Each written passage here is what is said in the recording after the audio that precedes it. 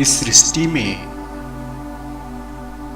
बुरा शब्द बड़ा प्रचलन में है और हम किसी का भी मूल्यांकन करके किसी को अच्छा या बुरा सिद्ध कर देते हैं। क्या कभी हमने विचार किया है कि वास्तव में बुरा कौन है? वास्तव में बुरा वह व्यक्ति है जिसके हम गुणों को, जिसकी अच्छाइयों को देखना बंद कर देते हैं या हम उन्हें स्वीकार करना बंद कर देते हैं। इस संसार में प्रत्येक जीव अपनी विशेषताओं के साथ आया है। परमात्मा शक्ति ने उसे संपूर्ण बना करके भेजा है, क्योंकि जब परमात्मा किसी को बनाता है तो वो अपूर्ण बनाता ही नहीं। जो उसको उचित लगा उसने बनाया। अब हम उसमें अपने स्वार्थों की पूर्ति नहीं देखते हैं, अपने स्वार्थ पूरे नहीं हो रहे हैं, तो हम उस व्यक्ति विशेष में उसकी अच्छाइयों को, उसके गुणों को और उसके समर्पण को स्वीकार करना बंद कर देते हैं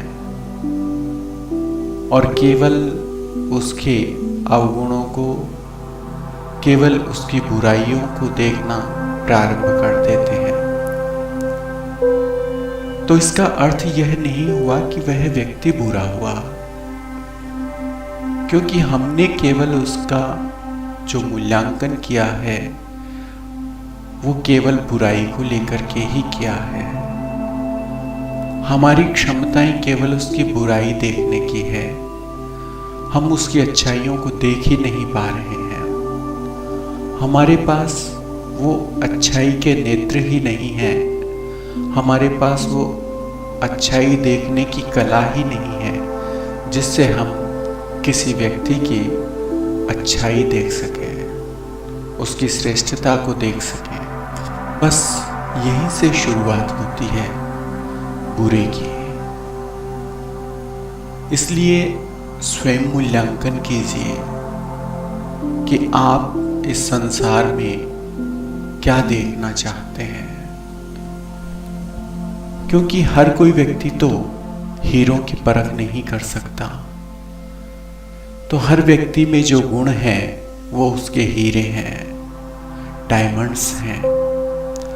और डायमंड्स की वैल्यू केवल डायमंड का व्यापारी अर्थात जौहरी ही कर पाता है। और कबाड़ तो गली नुक्कड़ में घूमने वाले कोई भी खरीद लेते हैं, कोई भी उसका मूल्यांकन कर देते हैं। लेकिन डायमंड के लिए व्यक्ति विशेष की आवश्यकता होती है। स्वर्ण के मूल्यांकन के लिए व्यक्ति विशेष की आवश्यकता होती है। हर कोई व्यक्ति स्वर्ण का मूल्यांकन नहीं कर सकता। वैसे ही स्वयं को जौहरी बनाइए, केवल लोगों के गुणों को देखना प्रारंभ कीजिए। इस संसार में आप तलाशते रह जाएंगे, आपको कोई बुरा मिलेगा ही नहीं। कितना भी प्रयास कर लीजिएगा, जब आपके अंदर एक जौहरी प्रकट हो जाएगा और आप केवल डायमंड्स ही देखना शुरू करेंगे, तो उस डायमंड के ऊपर लगे हुए दुर्गुणों को, उसकी गंदगी को आप देखेंगे ही नहीं। स्वयं भी गुणवान बनिए और इस संसार में जो गुण हैं केवल उनको देखना प्रारंभ कीजिए, तो आप कभी इस संसार में किसी को बुरा नहीं पाएंगे। बुरे के पीछे हमारी मानसिकता, हमारी सोच यह प्रदर्शित करती है कि हम कितने बुरे हैं। क्योंकि चुंबक के पास सदैव लोहा ही आकर्षित होता है, स्वर्ण नहीं होता। तो स्वयं को चुंबक बनाना छोड़िए, स्वयं को पारस बनाइए कि आपके सानिध्य में भी यदि कोई आ जाता है तो वह भी स्वर्ण हो जाए। बुराइयों को सुनना बंद कीजिए, बुराइयों को देखना बंद कीजिए, केवल अच्छाइयों को देखिए, केवल अच्छाइयों को ग्रहण कीजिए। तो आपका चरित्र तो प्रबल होगा ही, आपके परिवार का, आपके समाज का और इस राष्ट्र का भी उत्थान होगा। बुरे के लिए हम केवल एक व्यक्ति को दोषी ठहरा देते हैं, जबकि हमारे निहित स्वार्थों की पूर्ति नहीं हुई, इसलिए वह दोषी हो गया।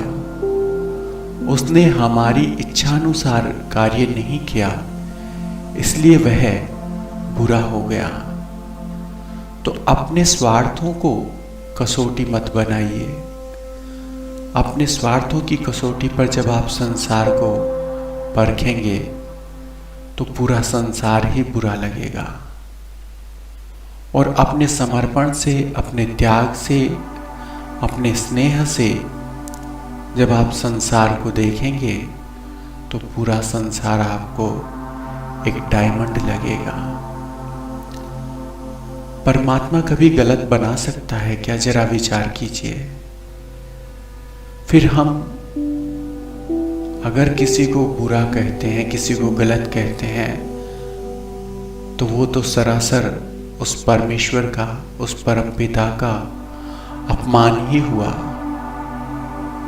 क्या आप अपने परम पिता का अपमान करना पसंद करेंगे?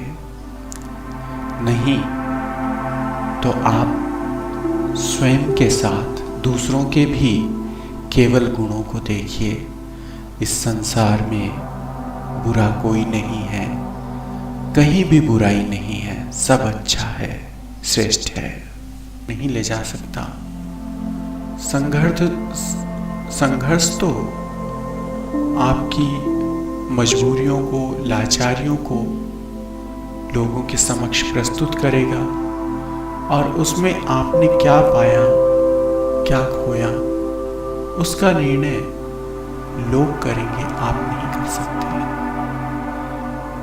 संघर्ष के पश्चात क्या मिलता है वह संसार देखता है, और सफलता या लक्ष्य की प्राप्ति में हमने क्या पाया, क्या खोया, ये हम स्वयं देखते हैं। इसलिए जीवन में कभी भी संघर्ष को मत लेकर के आइए, क्योंकि जैसे ही संघर्ष आपके जीवन में प्रवेश करता है, आपके जीवन का आनंद समाप्त हो जाता है।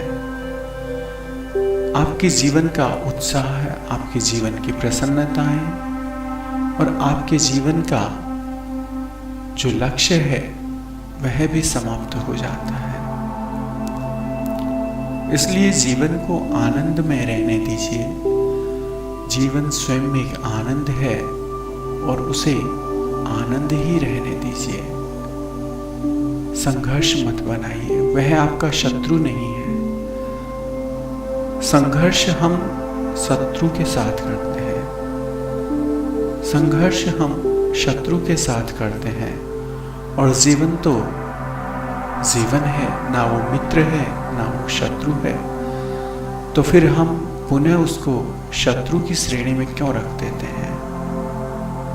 या ऐसी कौन सी मजबूरियां हमारी होती है कि हम जीवन में संघर्ष करने के लिए बाध्य हो जाते हैं? तो जीवन को आनंद रखिए, उसको संघर्ष मत बनाइए।